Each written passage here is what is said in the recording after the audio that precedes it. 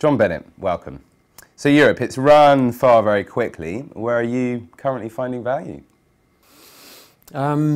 Trickier to find value. I think we've probably been saying that for some time. It is trickier to find value. The ratios that we're looking at, the multiples that we're looking at, are not that appealing, and the world tells me that they're appealing versus other asset classes. Well, it might be because the other asset classes are a bit rich in valuation terms. So we're having to dig deeper to find value. The good news is that Europe is a deep and wide marketplace, and that is particularly relevant, as I have pointed out before, to our investment trust, because our investment trust is a go-anywhere fund. And what I'm really getting at is small cap. We have dropped down the market cap scale in recent months. Over the last 6 to 9 months, we've been cherry picking among some small caps in our investment trust, because that's where we've been finding better value. Okay, now your themes, we've talked about healthcare and the smart car. How are these working out? Worryingly well, you know, because it's nice that they've been working, and healthcare has been fantastic for us for the last 5 years. It's been very good. Smart cars has been very good for us for the last 3 years, and they continue to be good. The only worrying bit is that they too look a bit stretched on short-term charts or even short-term valuations. So things look a bit puffed out, if you like. They look a wee bit tired. Things need to consolidate.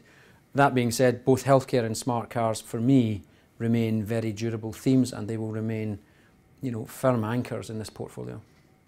Financials, it seems to be creeping up in the portfolio. Where are you buying? We have bought financials the last 9 months. We brought a new theme into our funds, right across our funds, and that was domestic retail banks. And I'm sort of deliberately being deliberate on the words domestic and retail. I would say that there's no such thing as a European banking sector. There are buccaneering, global, those go for growth bankers, and I would say run a mile. Don't go near them.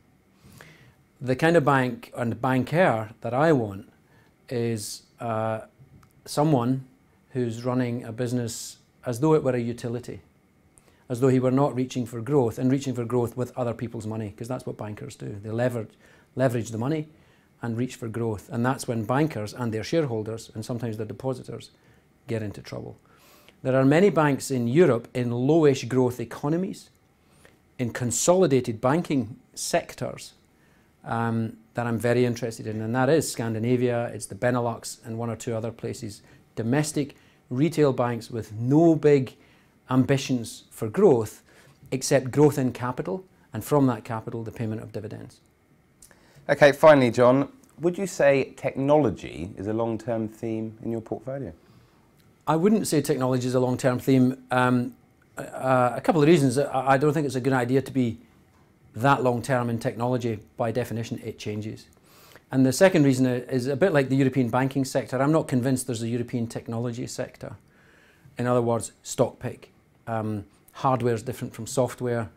Nokia is different from Ericsson. Nokia Alcatel is different from Ericsson, in my view, in terms of how it's managed.